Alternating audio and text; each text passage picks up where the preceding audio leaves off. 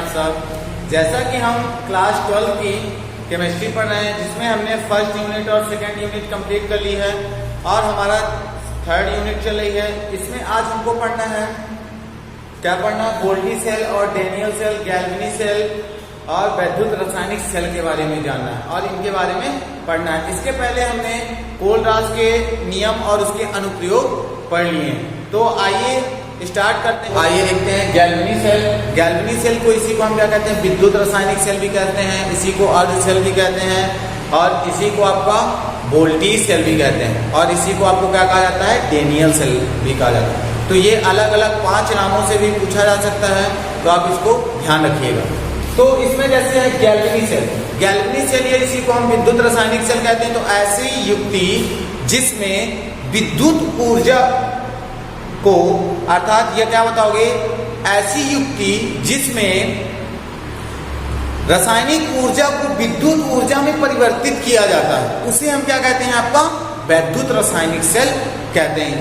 इसकी खोज की बात करें या इसका प्रतिपादन किसने किया था, तो अलग अलग समय में 2 साइंटिस्टों ने प्रतिपादन किया था। तो सबसे पहले आपका गैल्वेनी लुईजी ने, इसने गैल्वेनी लुईजी ने इसे 1780 में प्रतिपादित किया, व्यक्त किया था और प्रतिपादित किया था। उसके पश्चात आपके 1800 ईस्वी में, कब, 1800 ईस्वी में एलेक्जेंड्रा वोल्टा ने इसका प्रतिपादन किया था, जिस कारण से इसे वोल्टी सेल भी या गैल्वेनी सेल भी कहा जाता है। तो आइए हम इसकी संरचना की, बनावट के बारे में बात करते हैं, इनकी संरचना के बारे में बात करते हैं, क्योंकि यह मुख्य रूप से 2 अलग अलग पात्रों में होने वाली प्रक्रिया है, जिसमें ऑक्सीकरण व अपचयन 2 अलग अलग पात्रों में होती है। अर्थात यह सामान्यतः मुख्य रूप से रेडॉक्स अभिक्रिया पर आधारित होती है। तो आइए हम इसका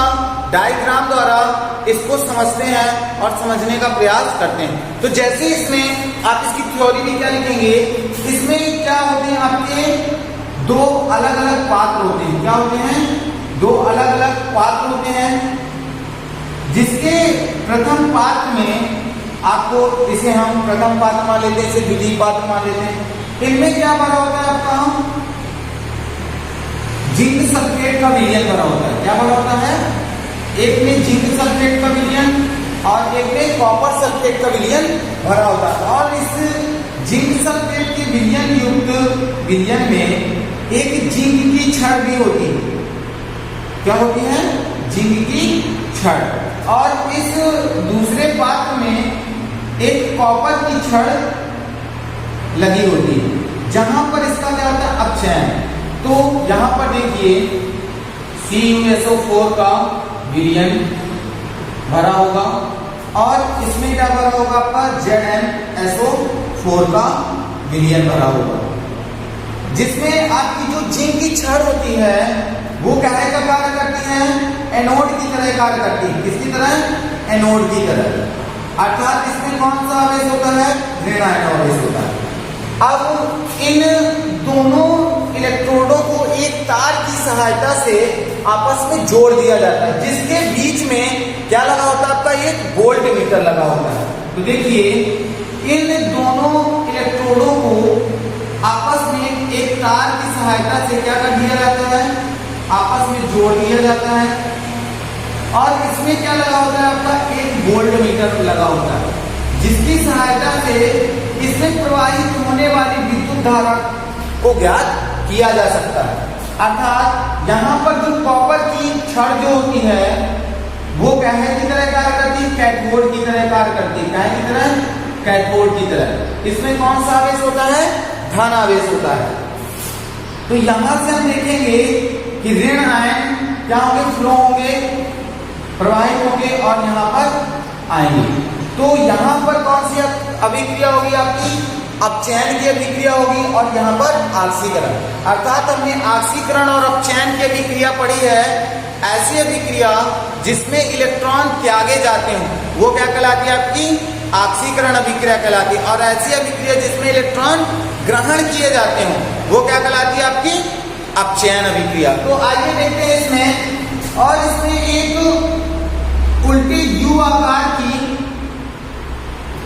उल्टे यू आकार की एक नलिका लगी होती है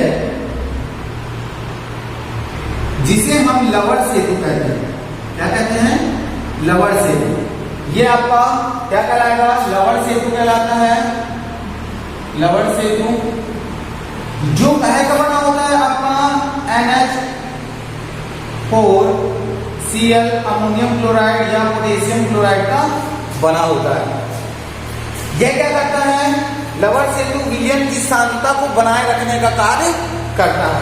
तो देखते हैं यहां पर क्या होगी। प्रथम पात्र पर जिंक की क्षण पर, इसमें जिंक की क्षण पर क्या होगा? आपका ऑक्सीकरण होगा। ऑक्सीकरण में यहाँ पर क्या बताएंगे? 2 इलेक्ट्रॉन जिंक क्या कर देगा? त्याग देगा। तो यहाँ पर 2 इलेक्ट्रॉन क्या हो जाएंगे? आपके निकल जाएंगे। और यहाँ पर कॉपर की क्षण पर क्या होता है आपका? ये कौन सी कहलाएगी? ऑक्सीकरण कहलाएगी। क्या कहलाएगी? ऑक्सीकरण।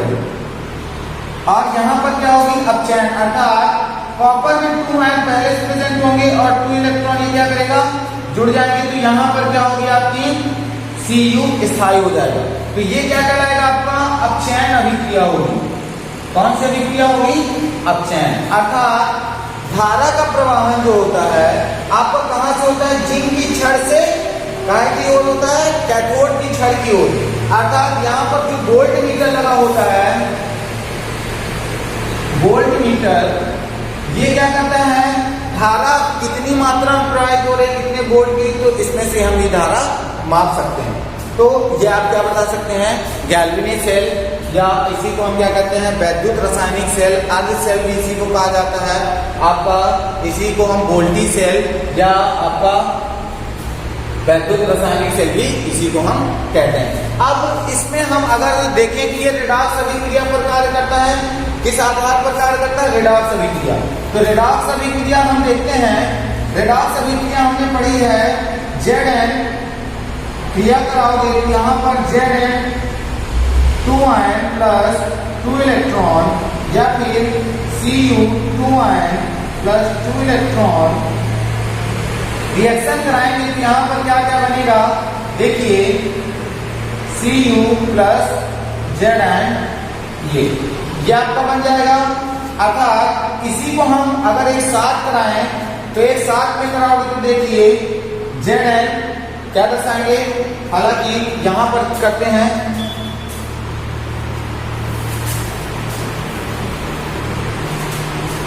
एक साथ कराएंगे तो Zn प्लस यहां पर आपका क्या आ जाएगा? Zn प्लस Cu 2 आयन, क्रिया कराओगे तो यहां पर क्या बन जाएगा? Zn 2 आयन प्लस Cu, ये आपकी क्या कहलाएगी? रिडॉक्स अभिक्रिया कहलाएगी।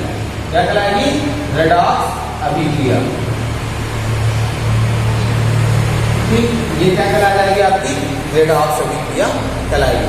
ये आप बता सकते हैं। ये 5 मार्क्स का क्वेश्चन पूछा जाता है, तो वेरी इंपॉर्टेंट क्वेश्चन है, आप इसे कंप्लीट कर लें।